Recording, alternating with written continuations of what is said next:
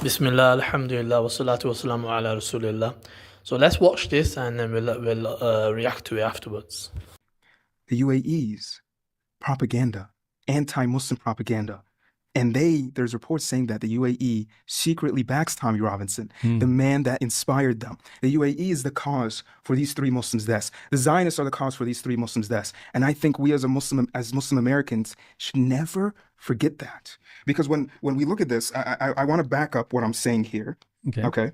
Investigations based on leaked documents from 2017 to 2020 revealed that the UAE paid at least $6 million to a Swiss intelligence firm to conduct covert influence operations and smear campaigns against Muslims across 18 European countries. These operations aim to label individuals, mosques, and organizations as extremist, often by falsely linking them to the Muslim Brotherhood, thereby fueling anti-Muslim sentiment and influencing policy. In November 2014, the UAE cabinet officially designated CARE, a Council of on American and Islamic Relations, CARE, an organization that proactively tries to help Muslims and has lawyers set up for when anti-Islamic hate happens or crimes happen to Muslims. That group was labeled as a terrorist organization by UAE. MAS, Muslim American Society. We all know the MAS ICNA, that all happens in Chicago. MAS was labeled by the UAE as terrorist groups. The UAE, therefore, has labeled all Muslim Americans as terrorists because we are, in some way, I go to mass events, we all go to mass events. I think that, so. I mean,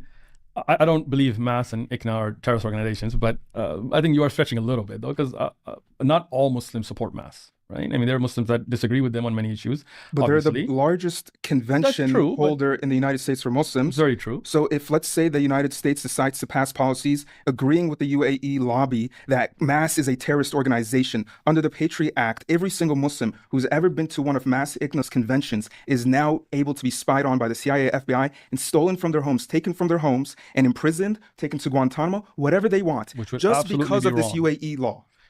As I said, I don't believe those are terrorist organizations. Yes, I agree. But to say every single Muslim in America is, again, we want to stay within facts, right? Okay. Swiss spy firm paid 5.7 million euros by UAE secretly blacklisted 1,000+ European Muslims, including charity workers, women in headscarves, and a deputy mayor of Marseille. I don't know what that city is. Who are these individuals? And pressure their banks to close their accounts. The UAE secretly paying Tommy Robinson of the EDL under the table while building the prevent surveillance system used against British Muslims. UAE inspired 7-page dossier. Tommy Robinson, where is that from? I mean, I want to understand. These are independent investigations by Western. Can we pull that up? This is from Georgetown. This is our source. And where did they get that information from? That they paid Tommy Robinson? Did they get receipts or? I mean, this is just from. I mean, Georgetown has political analysts and researchers that look into funding. First thing is, I just want to be very clear. One Message Foundation or me personally are not backed or supported or financially supported any government anywhere. So look, guys, the whole video is about the crimes of UAE versus the crimes of Iran. And what you'll find is Uthman ibn Farooq actually highlights the crimes of Iran, which is true, Iran has crimes. But now you find that he doesn't actually acknowledge a single crime of UAE. He says, yeah, look, if it exists, then I'll condemn it. But does he actually highlight UAE is working against the interests of the Muslims? He doesn't. In fact, when the brother is bringing up evidences from the news sites, and these news sites are like all of them, well as human rights on multiple sites, he's basically being skeptical towards it, saying you need to verify things, you need to do. Of course, verification is very important, but this is like a sneaky for me. This seems like to be a very sneaky way of doing stuff. You're applying the card of verification, but what did you do that same verification with Iran? And when it comes to UAE, you can't even find a single crime. You tell me they don't have a single crime? You can't even highlight it. At least highlight it. At least tell people the crime. So what we'll do is, based on the sneaky behavior, we're going to expose the sneaky behavior. This is how it appears to me, very sneaky. So I'm going to attach evidence of UAE crimes. So you'll see in the next image.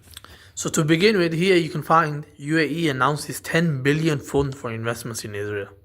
So they're funding Israel by 10 billion. Even as recent, if you put UAE and Israel right now, you'll find that there's a visit that's coming up. There's an upcoming visit.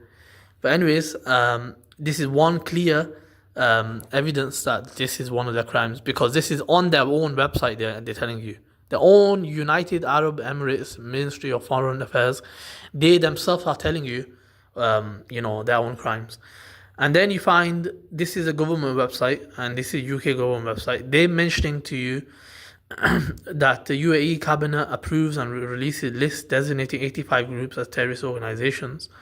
And one of them, like in the UK, for example, it says on 15 November, the UAE cabinet approved a list of 85 groups. And then it says the UK-based organizations are included Islamic Relief UK. So look, that's a charity organization, right? It also put the Cordoba Foundation. I'm not really familiar with that, but the Muslim Association of Britain, from what I know, the Muslim Association of Britain, they're trying to basically work for the interests of Muslims. But so these are the things that they're doing, and this is from the Foreign Commonwealth Office diplomatic telegram. This is what they're putting, and with America, they did the same thing where they put the CARE organization, who seems to be working for the interests of Muslims, and they designated them. They basically put them in their list.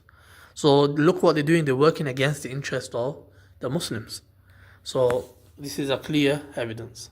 So now let's watch this clip. This is Minister of the Foreign Affairs of the UAE. Let's hear what he says. And let me say this in English so you can understand what I'm saying. I have translation. No, I know you have translation, but I just want to make sure you get it right.